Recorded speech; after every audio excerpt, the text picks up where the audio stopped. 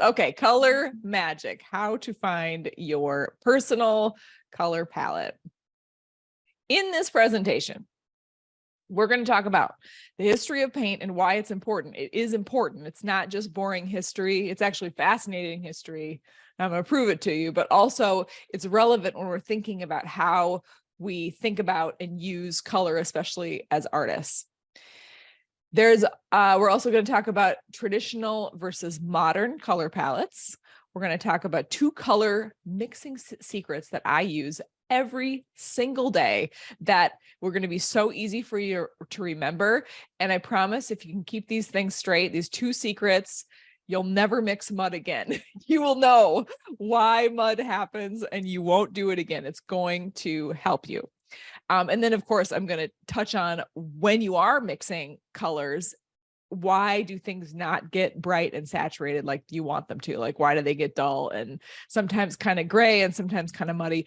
I'm going to tell you why that happens so you can prevent it in the future. I'm going to give you 4 exercises that you can do kind of like this afternoon. 3 of them you can do this afternoon or whatever time of day it is where you are to develop a personal color palette. They're really fun exercises. And I use all 4 of these things all the time in my normal paint practice. And right now, I think summer is for watercolor because I travel and it's like an easy thing to bring with me wherever I go. I painted on a boat. I have painted in a train, on a plane, in the car, my friends. I have painted in all the places. I've painted when I'm camping because I have a little travel set and I can bring it with me. And it doesn't take a lot of gear to be able to play around with paint, literally in a lot of different traveling environments. And you don't need a whole setup, so it works out really well. So my watercolor supplies are on sale, and I'll talk a little bit about how I figured out all my colors and what my paint set's all about at the end. So let's go. Why is color so powerful? I was reading when I was researching for this presentation, I read that up to 50% of our brain's process is devoted to our vision. And a major part of vision, of course, is perceiving color. So it's really important to how we function in the world. Color is a really big deal. Color powerfully affects moods and creates mental states. There's actually tons of research, psychological research, where they paint a room a certain color and then measure things like heart rate and blood pressure and, mental states to find out if the color affects people. And in various studies, they had determined that there's this like bubblegum shade of pink. It's kind of like a Pepto-Bismol pink that, apparently makes people calmer, although I don't know. It sounds like it might be kind of invigorating for me, but that's why in many situations prison interiors are painted with this bubblegum shade of pink because it's supposed to calm people down. I don't know if it works. Sounds a little fishy to me, but I do know that color does change how we exist in the world for sure. Growing our color skills can help us decorate beautifully. If you've ever been at the store and you're like, oh my gosh, I really want to buy another throw pillow. I'm sorry, honey. I often buy throw pillows all the time. He's like, what? You cannot have any more pillows. You have to get rid of some of the pillows that you already have purchased. And I'm like, but it's so cute. Look at how cute it is. And it's soft and it's velvet. But what will happen if you're like me and you're buying a pillow is you're like, but what shade of green do I really need? If you understand color, you'll know what shade. I don't wear a lot of eyeshadow, but if I did, I think it would be like this.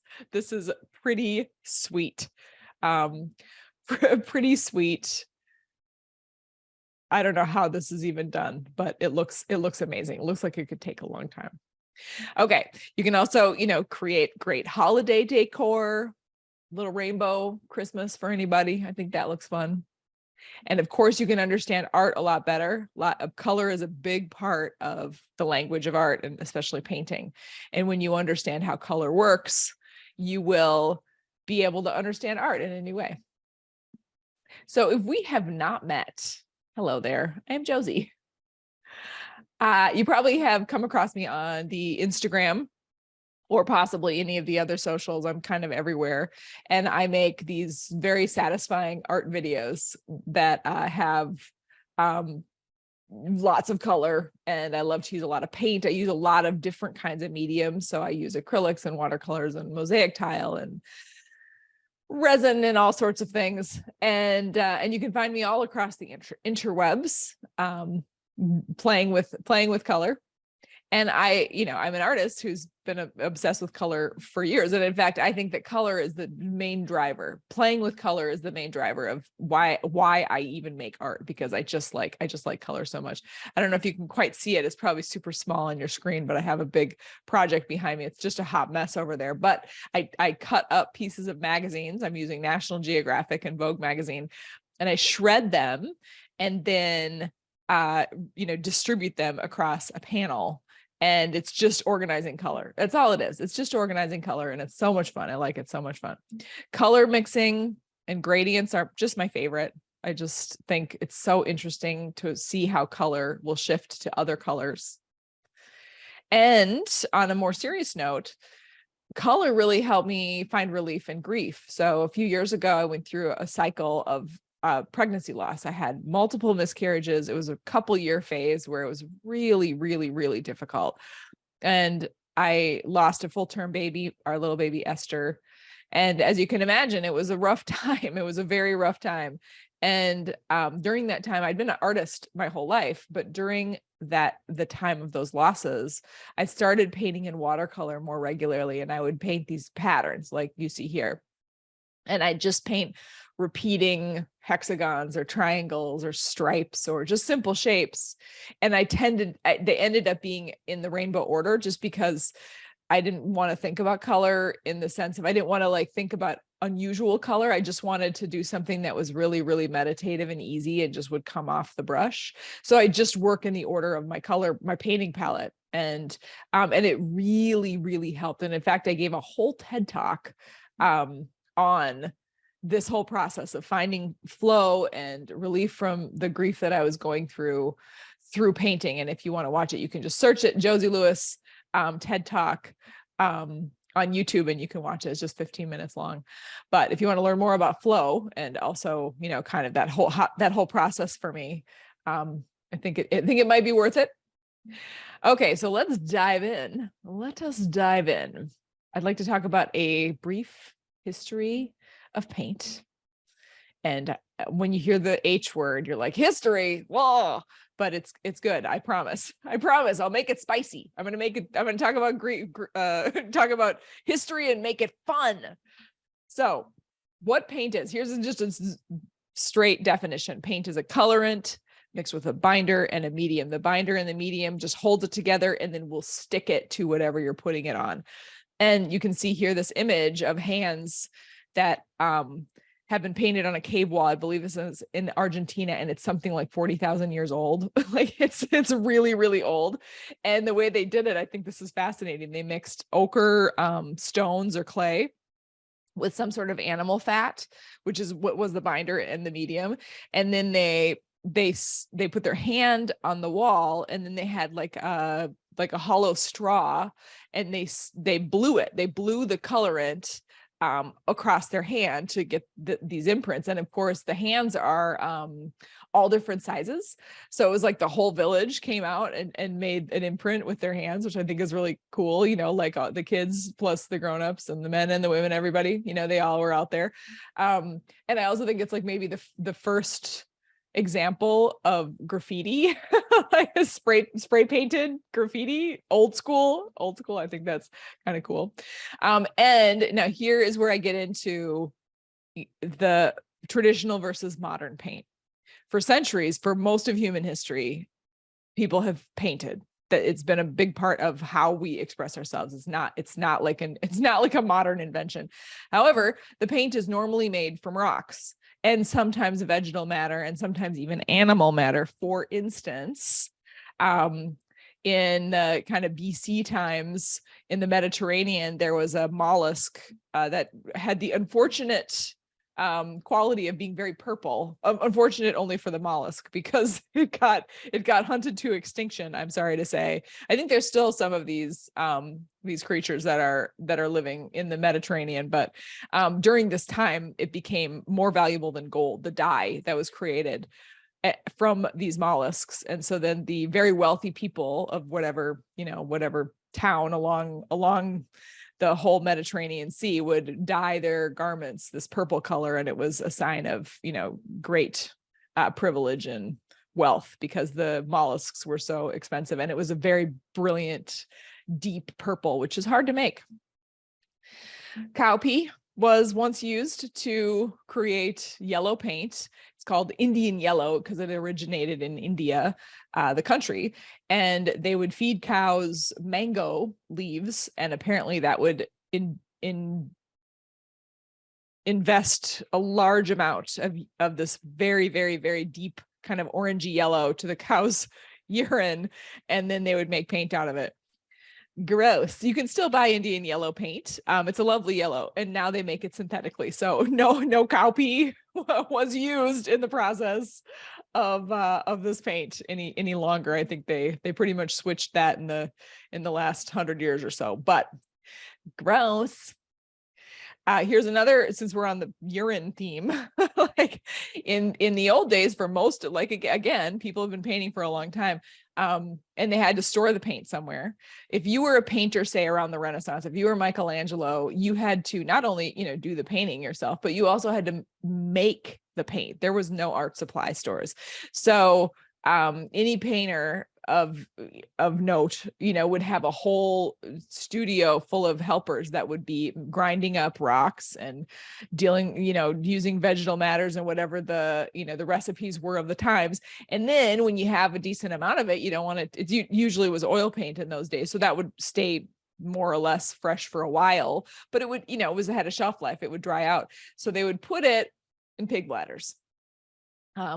Which again, sad for the pigs, and gross. In the Industrial Revolution around the 1840s or so, there was all these new metals that were invented, and including like aluminum and different kinds of like thin and flexible metals that were excellent for paint tubes. So tubes of paint were invented, and that very significantly affected how expressionist painters would make their art. So, Van Gogh is a beautiful example. Van Gogh and some of his contemporaries like Monet and Manet and all those guys, they did something called plein air painting, which would mean they would take their whole kit, they'd have a foldable palette and they'd have paint tubes, which prior to paint tubes, you couldn't do this. It was too much stuff. You couldn't really leave your studio because it was too much of a pain to like try to transport all your pig bladders. But once you had tubes, you could transport it, and you bring it out into the fields, and you'd paint right there on the spot. And Van Gogh was shocking, very shocking, because he would take these manufactured paint tubes and then just squeeze the paint right out onto the canvas, and to give us the indelible Van Gogh brushstroke that he has become so famous for. So this segues into modern color theory and mixing, because in the last 100 years, kind of a lot, after the Industrial Revolution, lots of, obviously many things have been invented. And one of those things are people figured out how to create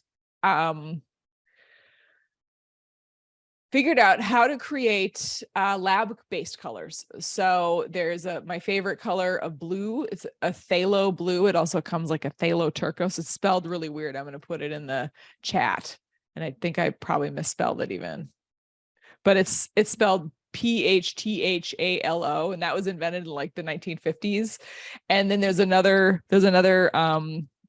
kind of like family of colors that are often in the red, like red and magenta. I call it quinacridone, but I do not know if I'm pronouncing it correctly.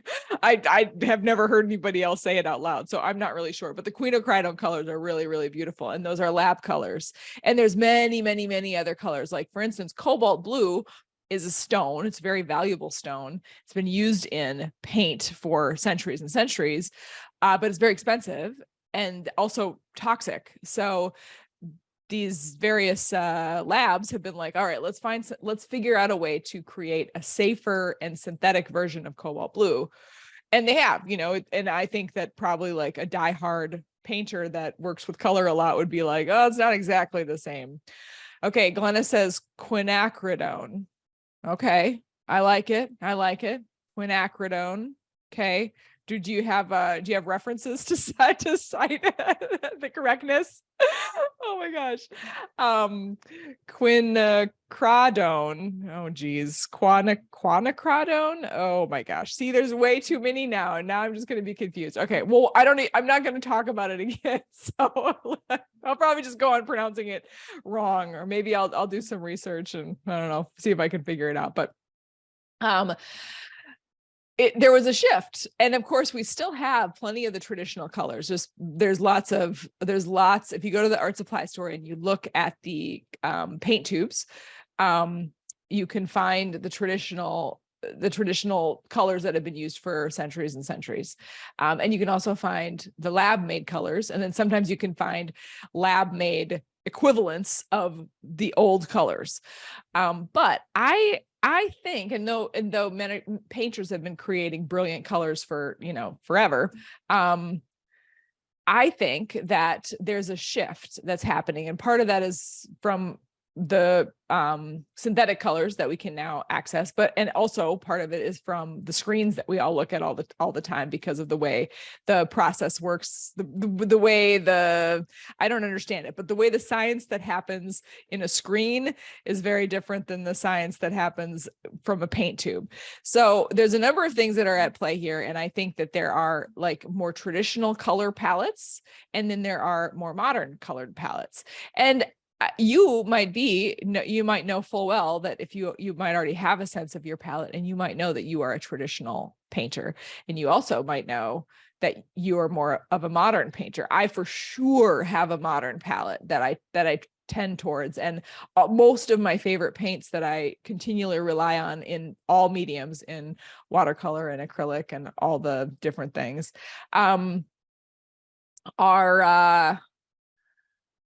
tend to be the synthetic, modern inventions. And so I'm curious, you can pop into the chat and tell me if you feel like you kind of trend towards more of a traditional palette, which is kind of, I like to think of it as more earthy, or a more poppy, modern neon palette when you're making your work. And no, you can go either way. Everybody's different. So I see kind of a half and half. I used to love some pop. Same, modern and metallic. Love it. Okay, I'm modern's edging out at this point. Oh, but I see some traditional. Annie says depends on the subject matter. Very true, very true. Interesting. Okay, so now most of you have, we've all looked at color wheels before. So I'll move pretty quickly here, but we got the primary colors of red, blue, and yellow. Fun fact, you can mix pretty much any color you want with just those three colors. So like if you're using watercolor and you have a blue, a red, and a yellow, you don't need anything else. You can mix any shade of the entire color wheel. And if you add water, you can change the value so it can get lighter. And then if you add, you can also create loads more neutrals with just three colors. So that's kind of a brilliant thing. You don't really need to buy every single paint color on the planet. Although, I mean, let's face it, it's fun. It is fun to own all the paint colors, because you can never have too much watercolor. I say I'm a sucker for new and, like fun palettes that somebody's released. I always like to check out different colors that can be made with watercolor and any paint. But secondary colors are the colors that are mixed between the primary. So, red and blue makes purple, green, blue and yellow makes green, etc. And then of course you have tertiary colors, which are those just intermediate steps around the wheel. And so now I want to get into my two main mixing strategies. And if you're going to take a note, now is the time to take a note, because this is going to help you. I promise. If you've ever struggled with making mud, this is the secret. This is the secret that will help you to not make mud. So when I am mixing, there's two strategies. Strategy number one is mixing around the wheel. So what that means is, we have our color wheel here. What that means is if I'm going to be mixing a color and I want it to be very bright, vibrant and bright and saturated and brilliant, I want to mix in a very narrow range as you're going around the wheel. I want to stick to analogous colors, and analogous colors are just colors that are near each other on the color wheel. So you're going to want to, if you're like thinking about, you want to mix a nice middle orange, you want to make sure that your color, you're only in a very, very narrow range immediately around that color.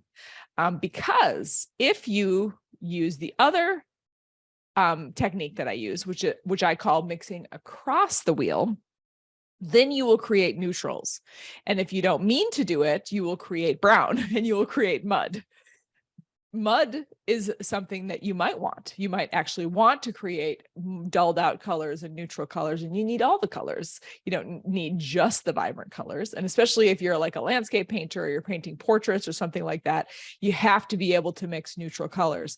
And so the way I do that is I mix across the wheel. So what that means is you'll take two colors that are complementary or near complementary. Complementary just means they're across from each other on the wheel. And you can mix those two colors in various quantities, kind of like in various parts, and then create all sorts of neutrals and beautiful tones in between, so you can see here my green to red. In the very middle, it's almost a neutral gray, where it's about half and half. It never works out to be half and half when you're painting. You'd like it to be half and half. You'd like to be like, well, okay, I want to mix green, so here's a squirt of blue and here's a squirt of yellow. But it's never like that. You have to do a lot more experimenting.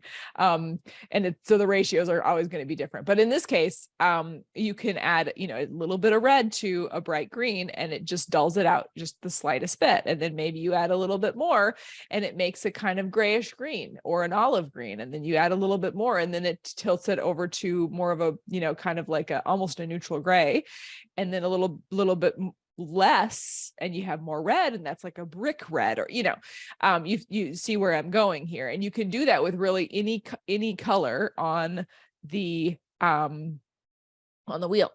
So you can do the same with purple and yellow. You could do the same with blue and orange. And so anytime if you're painting away and you have a color that's very bright and brilliant, and you want it, that's great. But if you want to dull it out a little bit, I like to say that sometimes I need to neutralize a color or dull a color down.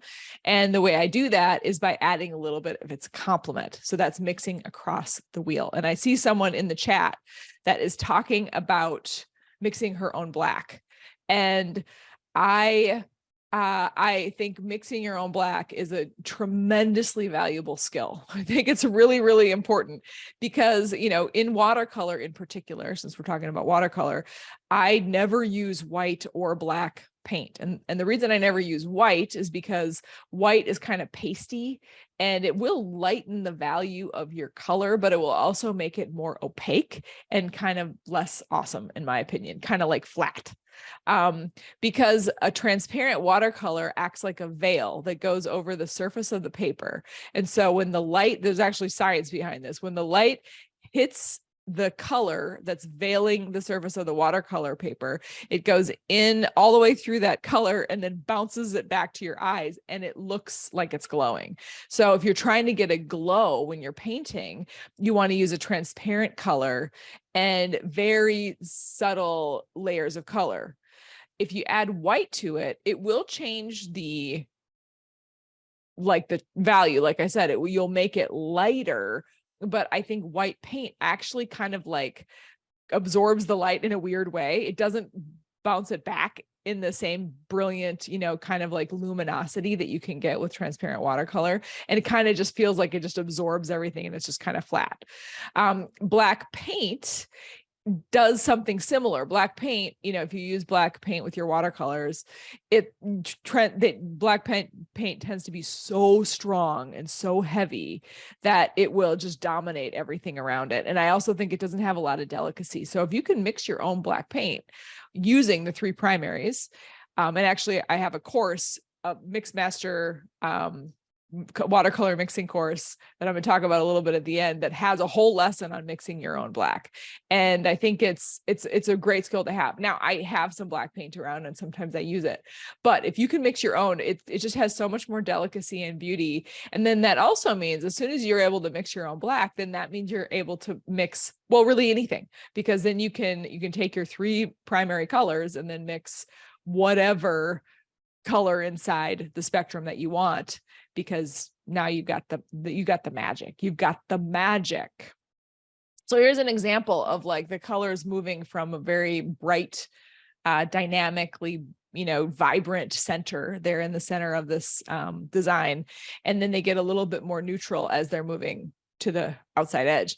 And what's happening there is that in each case, I'm just adding a little bit of its complement, so to get this red just a little bit dulled out, I'm just adding a little green, and then to get it even more dulled out, I'm adding more green.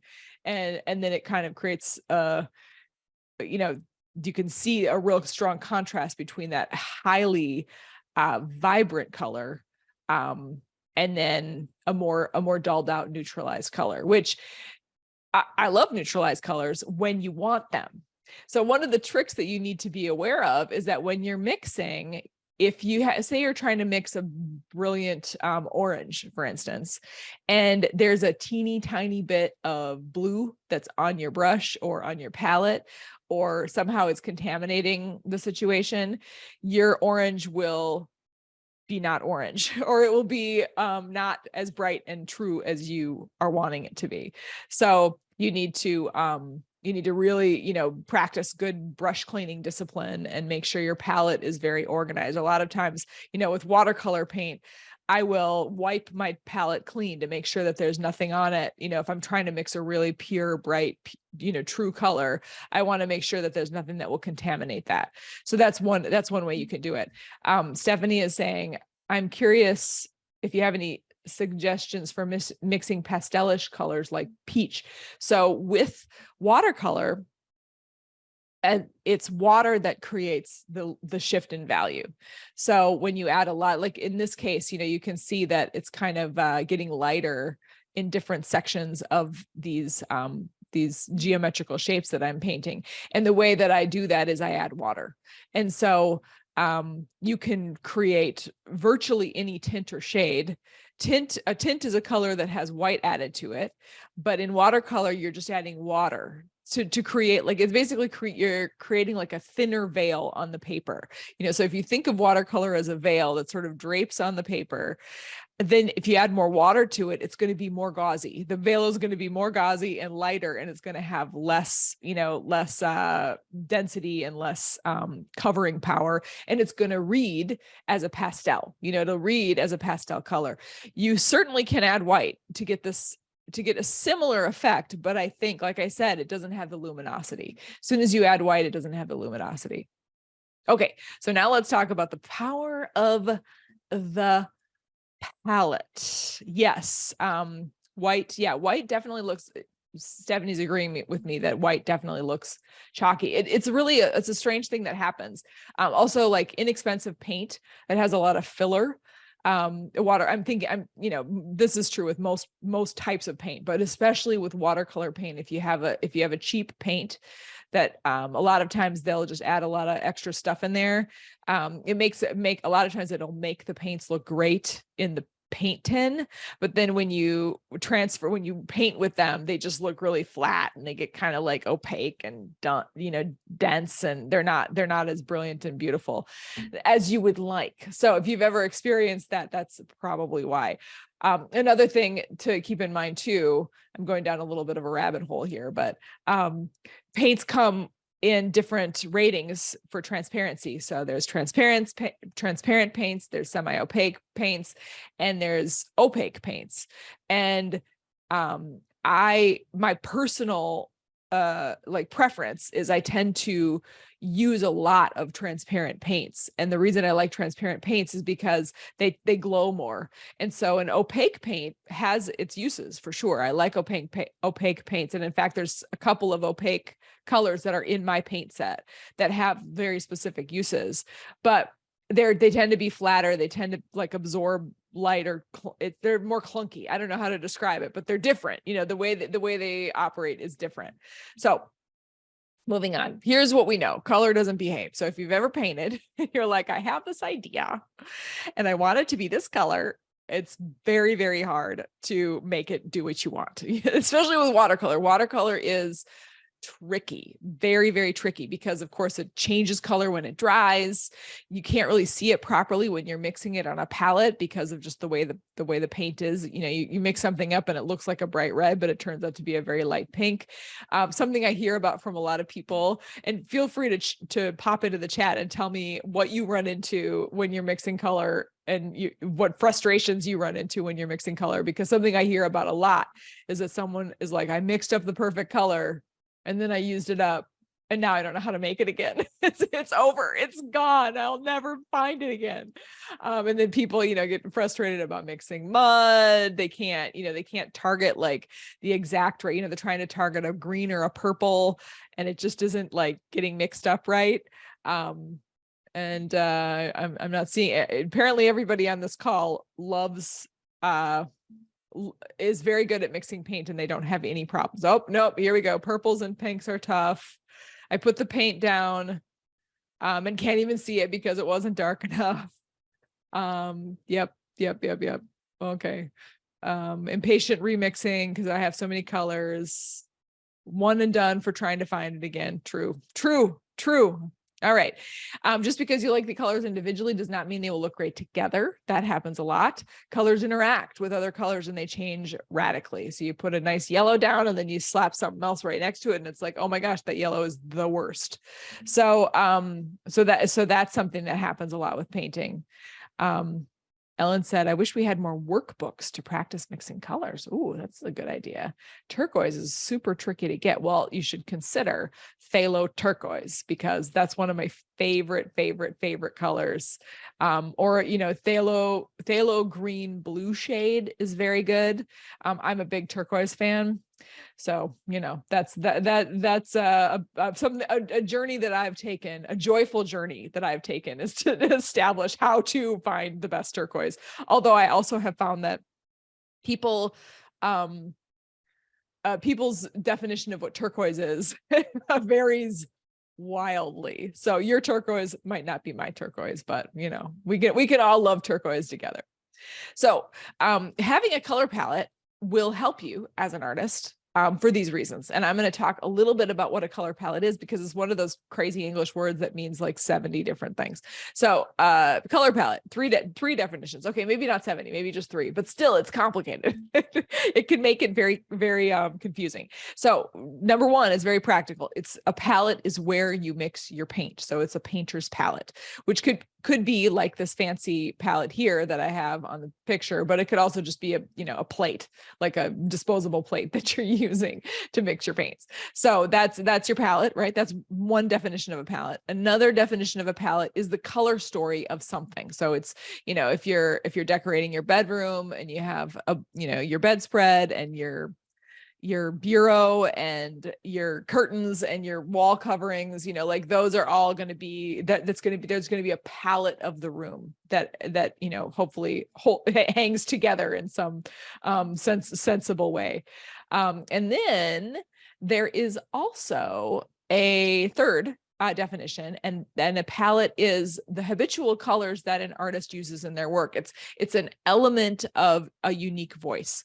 And a palette, I'm showing you Van Gogh here. He, of course, used lots of different colors, but he frequently would come back to this cobalt blue and probably Indian yellow, I think, is the combo that he was using here. And he came back to it again and again and again and again. And it became like kind of a signature of his work. And every human person, I believe, has an individual palette. It just has to do with your preferences, right? So, what I actually wear and how I actually paint is different, but I have a palette in my wardrobe, which really trends towards black and gray. And maybe I've been kind of into olive green. It's out there for me, but olive green is a thing that I've been into lately. But then my palette with my work turns out to be this like CMYK, like modern, bright, very like neon fluorescing rainbow palette. And every artist is going to come up with something that will be significant to them, that will be developed over time. So there's a couple of ways that we can refine your unique artist palette. And I've got 4 of them here. You might want to jot them down. The first 3 anyway are short ones that you could do, like I said, this afternoon. And they're really fun. They're super duper fun. So the first one is to come up with a list of adjectives. And if you're on your phone, actually, I'm looking at my desktop here and I can't even read my list of adjectives there. I found this list of, I don't know, there's like 100 adjectives on there, more, probably more. But basically come up with a list of 3 to 5 adjectives that will describe a mood you're interested in exploring through color. And you could be as broad as like, what are a list of adjectives that describe me and what kind of art I want to make? Or maybe but I think it'd be easier to be more kind of focus. So you could say, I want to make a painting, and before I start making a painting, I want to think about what my palette of the painting will be. And I'm going to define it by using some adjectives. So, this list here, it's like astonishing, depraved, dilapidated, embarrassed, enchanting, exuberant, panicky. I don't know what a panicky color would look like, but that sounds pretty awesome. I think we should explore it. Like, if you want to make a panicky painting, what would it be? I'd say like bright orange, maybe like fire engine red. I'm not really sure, but so come up with a couple of adjectives that describe the mood of the painting, and then go to Canva. Canva is a free online design software that's really pretty spectacular. And it's, like I said, you have to have an account, but it is free. And when you get there, so here are the colors here are my adjectives. I chose dramatic, moody, vivid, and mysterious. So it was like, there's a very specific kind of vibe that I'm going for here. So then I went into Canva, and what you can do is you can open a blank project, and then in the elements, it's in the top left, you can click on paint stroke, and a million of them will come up. Like, it's crazy how many paint strokes you will be able to find. And then I just selected a random one, and I just repeated it 6 times. And then when you go into it, you can pick the color for each paint swipe. So there's a beautiful little color picker that you can go into. And then I just went through and, we're like, all right, what are my moody and dramatic and vivid and mysterious colors? And so I just had 6 paint swipes. So I selected, 6 colors that I thought like maybe look kind of good together, and maybe kind of are sharing that concept, that are like representing the concepts or the adjectives that I've come up with. So that's one way. Another really fun way is to use Pinterest. I love Pinterest. And if you are on Pinterest, you should definitely come and follow me, because it's fun over there. Pinterest is really, really fun. And the thing that you can do is, if you're not on there, you can like you can start a board basically. and then you can pin stuff onto your board from the internet, anywhere on the internet, or you can also just search inside. It's like a search engine. It's more of a search engine than it is a social media sharing site.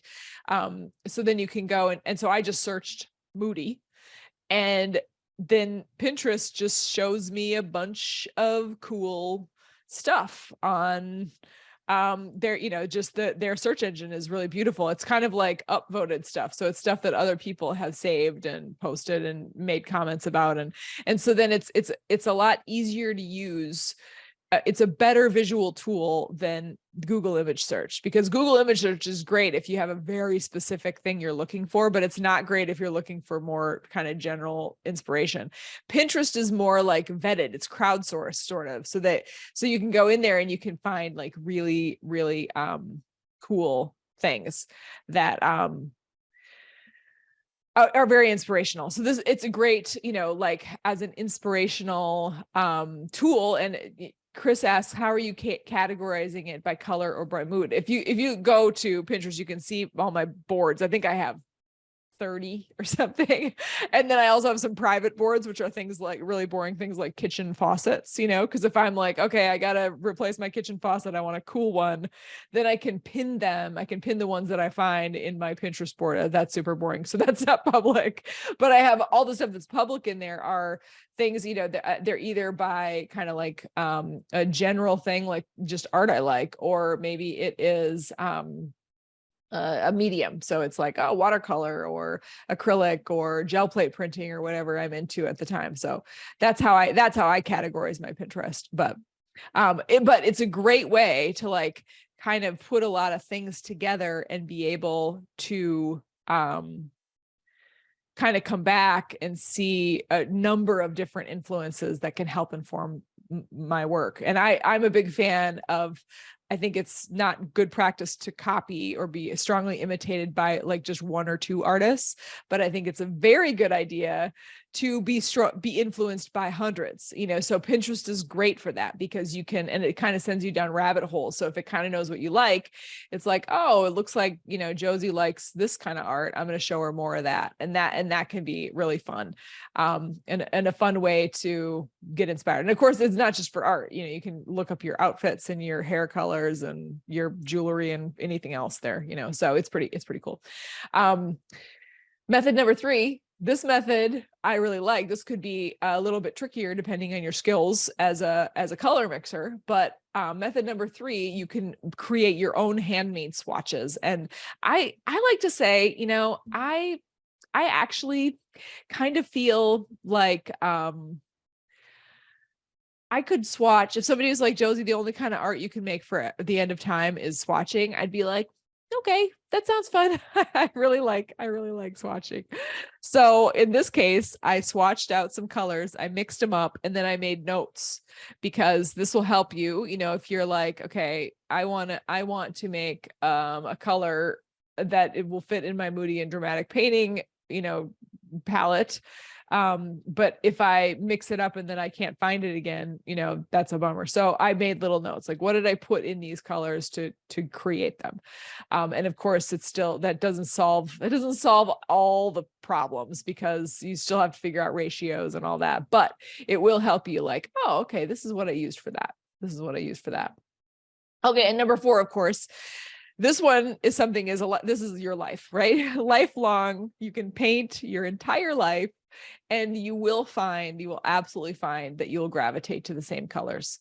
Yes, Stephanie says, I have sketchbooks dedicated to all the swatchings. Same. I have all sorts of piles everywhere of all the swatching that I've done and notes to myself and all that sort of thing.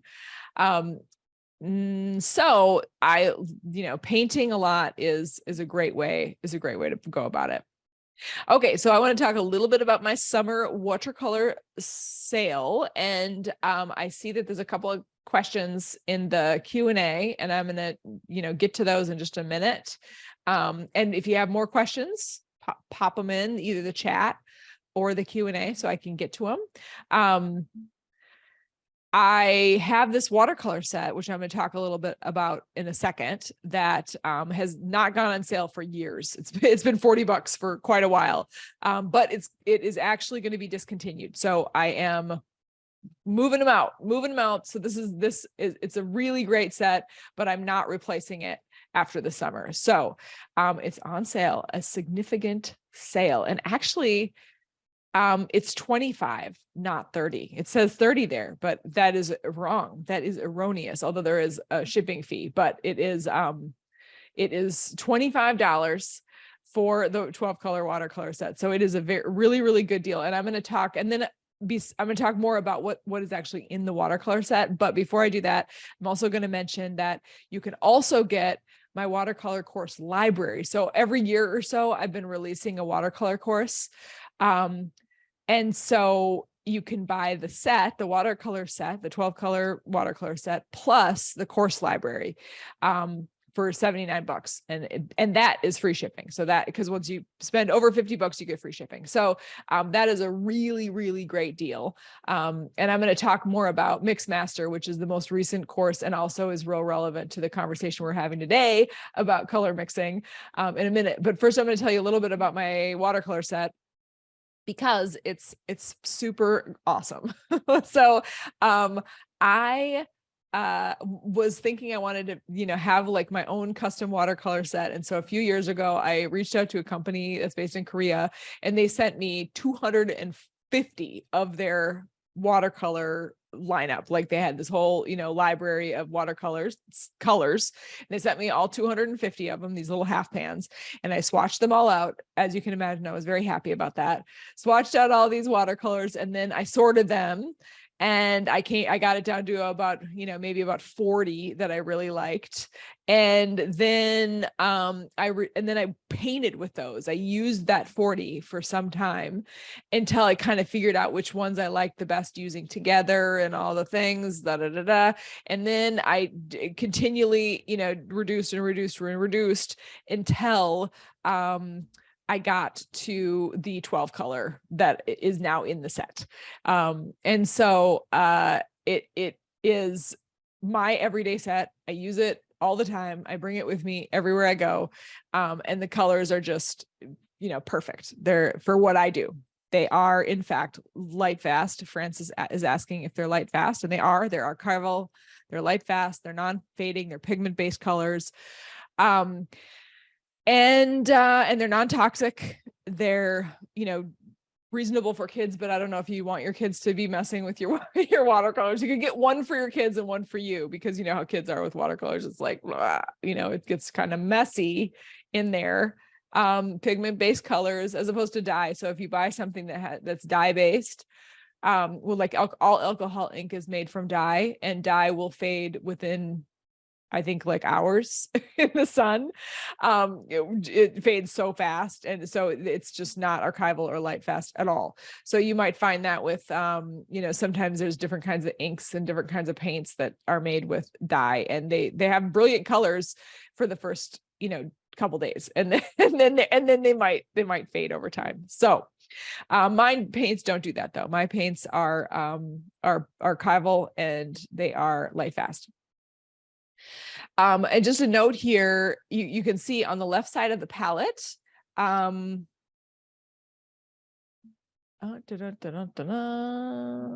dear. Okay, Stephanie's asking a good question. I'll get to that question in the Q&A in just a minute. Okay, so in the palette, you can see that all the colors on the blue side are the blue purple side look almost black in the set, and that's because they're really high quality. So that's a marker of good quality, because a lot of times, watercolor manufacturers want it to look a little prettier in the case, and so then they add filler to it. So then it'll look more true to the color, but then the filler makes it like less awesome. So what this means is that you can see the actual colors here, which are all very different, but they look sort of similar in the paint set. So that's just a sign of quality. The colors are transparent. Most of them are rated as transparent, and they're so mixable with each other. Like that's what I like the most, and that what I enjoy about the the colors, the actual colors that I chose, that they're very mixable, and they go great together. And they're real modern colors. They're very much the CMYK, but you can mix neutrals with them as well, because as we know, you can mix across the wheel to get any color you want, and you can mix black with my colors. In fact, in one of the courses, which is the Mixmaster Learn to Mix Any Color course, which is the most recent one of the lessons is how to make your own black. And I'm using my watercolor set to do it. And so if you wanted to really dive in to color mixing, I highly recommend this course, because it's going to help you. And there's lots of like fun exercises and fun projects in the course, which I'll talk about a little bit more in just a second. And you can absolutely use other paints. You can, because I give you a list of like the actual equivalent paints that you can buy. So, at some point my set is going to be discontinued and it won't be available, or you might run out of a color or something. So I tell you exactly what to buy, so if you need to like replace a color, no problem. Or if you don't have my set at all. Or in some cases, there's plenty of people, even on this call, that are a long way away and would prefer to not pay the $20 or $30 for international shipping. It's so ridiculous how expensive it is. I'm so sorry, because I know I have a lot of friends in Australia and New Zealand and in Europe, and it's just like, oh, it's so pricey. But it's very affordable in the US to ship internet, or to ship, for me. So I would highly recommend getting both the watercolor set, and if you want to do some color mixing, the color mixing course is really spectacular. You'll learn to mix the exact color you want every time, how to keep your colors bright and saturated, how to mix beautiful blacks and grays just from the 3 core colors, like as we've been talking about. There's different categories of lessons. There's some color basics, just like kind of going over some broad strokes. There's a number of exercises, 8 of them, and there's a number of projects. So the exercises are kind of designed to be like drills, and they're fun and easy, and they kind of demonstrate the main strategies, and you could get through them in, maybe 20 minutes a lesson or less, possibly. And then all the videos have, the video of me making the art in real time. And then of course I'm doing a spoken instruction over the video with closed captioning. So you can watch it as many times as you want. You have lifetime access to the course. There's all those supplies that you'll need, and the colors you'll need will be in the lesson notes. And for my Australian friends, I believe that many of the big brands, like Daniel Smith is my favorite, and I know that that you can get them in Australia, but there's lots of other professional brands, and I think I do list a bunch of them in the course of brands that I know I like, and the paint equivalents, if you want to go in that direction. Stephanie says, are there worksheets or just PDF'd of script? It's a video, it's video based. So you'll watch a video, will be like lesson notes. So you can see, how long it might take you, the level of, how advanced or how hard the difficulty is. In some cases, I offer a PDF template that you can download with like the sort of the outline of whatever it is that I'm painting. So you can paint along with me. Basically, you can watch the videos, you can paint while with me, or you can watch it before and then paint, or whatever. So that's kind of how it's set up here. So the projects have some really pretty ones that you might want to even hang up and frame on your wall or gift. So this course will help you to mix the exact color you want every time. You'll keep your colors bright and saturated. We already had this. I think we already looked at this slide. Yep, we're duplicating the slides now, everybody. So I'm going to go and look at some of the questions here. But besides getting Mixmaster, that just happens to be the most recent course and the one that's most focused on color. There's also Watercolor for Rebels, which is my first and most popular course ever, and that one's really fun. Lots of fun activities and great for beginners. And then also, shares some new techniques. If you've been watercoloring for a while, you still might like it. The Painting Pattern Pack has loads of templates that you can print and then paint along with me. And I like they are geometrical and pattern templates. And then Modern, Bright, and Abstract has like a sort of Matisse sensibility with some cool and fun projects. Okay, so now I'm going to look at the questions here in a second. Dun, dun, dun, dun, dun. Okay, so Christine says, do you keep a recording of the Zoom session? Absolutely. We will send you a replay after the call. And there's actually, I think the one we have loaded right now is the replay from yesterday, which is similar to this one, but I think this presentation is better. So I might use this presentation instead because it's the second time around, I get better when I deliver it more than once. So, it'll probably be this one, but how do you know what paint is in a palette, as in transparent or opaque, etc.? So the cheaper paints might not share that information. You might not be able to find out. So if you just buy a paint set that just has, 8 colors in it or 12 colors in it, it wouldn't necessarily be publicized. And as it turns out, I don't think I have any notes on mine at now that I'm thinking about it. And it does, ultimately the only color that isn't transparent in my set is the blue. There's a bright blue color that is not. But when you are at an art supply store and you look at the tube or the package when you're buying colors individually, it will say on there, the higher quality paints will tell you its rating. And there's usually like a little icon that kind of just shares what the transparency or opacity is. Alexis says, will you have a new watercolor set when this one goes away? Perhaps, maybe. It remains to be seen. It's a possibility.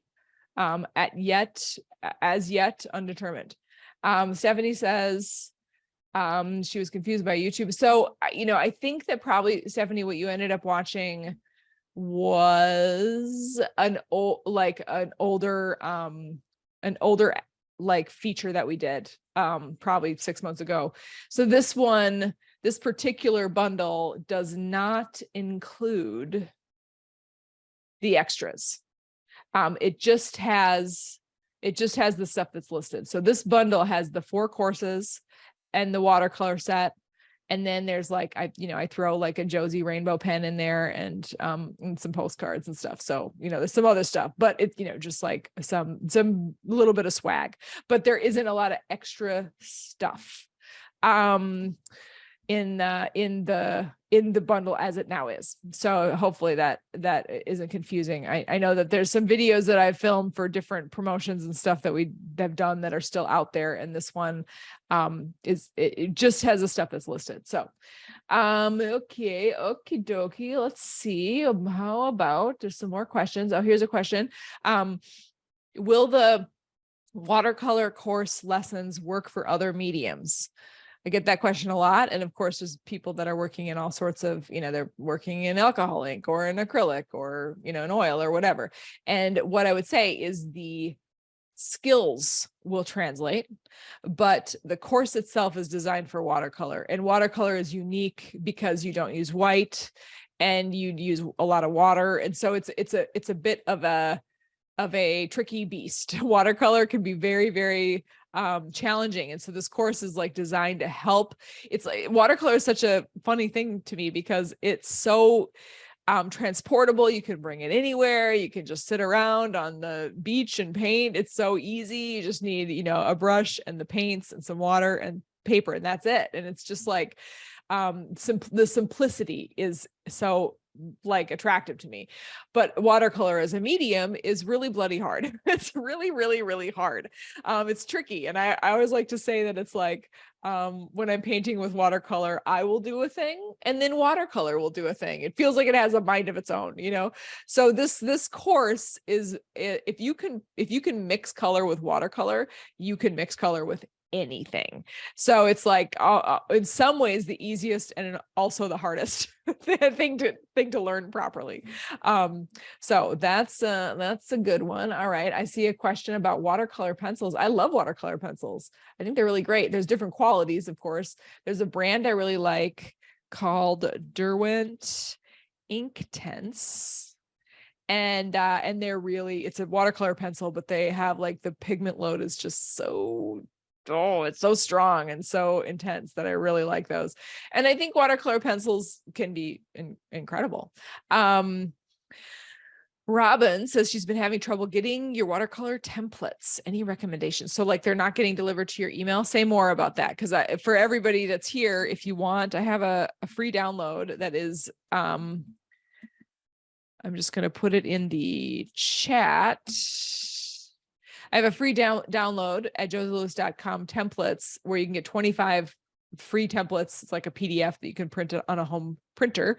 And you just have to like sign up for it. But sometimes like, you know, whatever, it doesn't come through for people, like they have trouble, I don't know, their spam blockers or something prevent it. So I'm not sure if that is what, if that is the problem from Robin, if she can't get it because it's just not coming through. So my apologies if it's not coming through. We can help you. We can help you there. And if you want to, you can just reach out directly. I'll put our admin email in there. So you can just email Ryan. He's our admin guy. You can email him and he'll just send you the templates directly. No problemo. Okay, I hear that. Some other people are saying Inktense is great, which I agree. There's really, really lovely, really lovely. Okay, let's see. Gabrielle says, what do you think of Yellow Mission gold paints? And I don't know. I have not even heard of those. I don't think so. I've used a lot of watercolor paints. But I do not know I don't even know if they are watercolor paints, but I'm afraid to say I don't have an opinion on that. So do you like them? Are you enjoying them? Let's see here. I got your emails and I have the original set from, okay. Well, Robin, yeah, just email us with the admin. Just email us at the admin account. And we'll get that to you. We'll get them to you, no problemo. Because once you email us, then your email carrier will know that you're okay, that we're okay, I should say. And then we'll hit reply, and then you'll get them, and it'll be fine. Okay, I see someone who loves Winsor & Newton professional watercolors. So do I. I think they're really lovely. But I recently discovered handmade paints from a quality small company. Have you used handmade paints? Yes, I have. And sometimes they're great, and sometimes it was fun to buy and to experiment with, and they're okay, you know, like, so it's hard to say. It's really based on the supplier. I recently bought a bunch of handmade, like iridescent watercolors, and they are just so fun to work with. They're really, really terrific. Elsie, 7-year-old Elsie would like to know, what is your favorite medium to paint with and why? Oh, well, you know, we're in the watercolor workshop presentation here. So watercolor is so great because you could just bring it anywhere, and it's not messy, or not that messy. I can make anything messy. So, you know, but it's not that messy, and you could bring it everywhere. So I think the ease and how it's so easy to just pick up some watercolor paints and work at any point, and even just spend 5 minutes painting something quick. It's almost like a doodling, you know? So I think that's really great. But I also love thick acrylic. So if the paint is really, really fat and thick, that is very pleasing to my heart as well. I like a lot of gooey stuff. Watercolor sheets like Viviva. I don't know if I said that right, but I do have those. I have them, and I think, excuse me, I think they're very beautiful. And I like them a lot. I think the watercolor sheets are fascinating because they're even more transportable. If you don't know what watercolor sheets are, it's just a page that has this pigment on it that's a water soluble, and you just add water to it, and then you can paint with it. And they last kind of a shockingly long amount of time because they put quite a bit of the pigment on the page, which is amazing. So I think that they're great. I think that the Viviva maybe is how you say it. Viviva, I think I remember them being a little pricey, like they kind of seem like, oh, that's, that is a bit expensive, but they are really cool. And Stephanie, yes, the courses will be available for a lifetime. Absolutely. Lifetime access, unlimited replays. Yes. Okay, let's see. Found the free templates. Yay. Okay, great. The iridescent, are those mentioned? The Hydrocolor brand you mentioned in another workshop. Hydrocolor, I use Hydrocolor. I think that's like a more of an ink. If I'm thinking, I don't know what it might have been that you saw, but I'm so sorry, I can't remember the brand of these handmade ones that I bought. I bought them on Etsy. And it was a manufacturer, just a person in Florida that were really spectacular. And I'm so sorry, I don't remember her name, but they're very good. And Danny says, truly appreciate you, Josie. Oh, that is so lovely. Thanks for saying hello. Okay, the courses are a lifetime. Yes, I'm just scrolling back to make sure I get all of the questions. Okay, there's another one here. This is a good question from Jocelyn, she would like to know how you stop your paints from running outside the lines. So with watercolor paint, watercolor will stay where the paper is wet. So if the paper gets wet and it's very wet, then it will bleed into everything. But if you create, I like to call it like channels or moats. So they're basically like little tiny thin, like if we look at, let's see if we can find one. Here we go. So you can see there's tiny little lines in between the colors. And that's just dry paper. You have to have kind of a steady hand for that.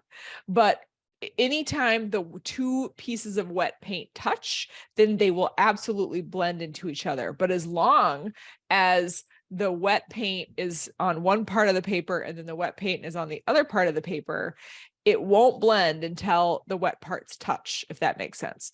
So there's two ways to do that. One is to have a really steady hand and just make sure that two different wet areas of different colors don't touch, because they will blend into each other, which sometimes can be cool, but if you don't want that to happen, then it's kind of maddening. Or you can let them, just make sure that before you're adding a layer that everything is very dry. And one of the tricky ways that I make sure everything is dry if I'm going to do layers is I use a hair dryer. So I use a hair dryer to dry everything up, and then I can go back. So sometimes if you're using like very thin paper, it will kind of buckle, and then you'll end up with like moats of water. You'll have like big pools of water, and that you probably want to use a little bit of paper towel. And one of the things that's interesting about the process of I've lost my train of thought. I got distracted with the question, and somebody asked a very good question, which was, will there be a link to buy the course library and set? And that would be a great idea, wouldn't it? So I'm putting it in. It's just josielewis.com/watercolor set one. And if you go to my page, josielewis.com, it's all over the main page. It says, watercolor sale. Woohoo. Okay. Thanks everybody. Sharon says, do you have a beginner's class? Yeah, all of the courses, especially watercolor for rebels, and really, the mixing courses for beginners too. Like I'm starting from the very basics, and you can jump in without knowing all that much stuff. Heidi says, I was going to ask because I have trouble with paper warping, especially when trying to print out the templates on heavier cardstock paper. So one of the things about watercolor is that though it is easy and you can bring it everywhere, I do recommend using actual watercolor paper as opposed to cardstock. Cardstock can be tremendously wonderful for mixed media and a few other, there's so many ways to use cardstock, but I do find that it buckles. It doesn't hold the water that well. So my favorite watercolor paper that's quite economical is called Canson XL watercolor paper. It's 140 pounds. And then, one thing you can do is tape it down. So if you tape it down before you start to paint, it might buckle a little bit while you're working on it, but then it'll kind of flatten out as you go, as it dries. So that can work. And then I do, when the printer problem, when you're printing the templates on a home printer and you don't want to use like the 140 pound, I use like another Canson product. It's a Canson mixed media. I got distracted because there are deer running through my yard. I live on a park, and every once in a while we see critters out there. So I got a bit distracted, but so Canson mixed media paper, I believe that's closer to like 110 pound. And I think it is beautiful with watercolor. I think it's very nice. And it will go into your printer, your home printer much better. And also, word to the wise, if you are printing those templates from home, I always just do one sheet at a time. I find that solves the problem. I have very, very cheap home printers. Like there's nothing fancy about my printers, but one sheet at a time seems to solve some of the jam problem that can sometimes happen. So Canson, thanks for the tips. Okay, my friends. Well, I think I got all of the questions here. And I sent you the link, and thanks so much for joining me today. Hope you learned something about color, and hopefully I'll see you again at another workshop in the future. Thanks, everybody. Thanks for coming.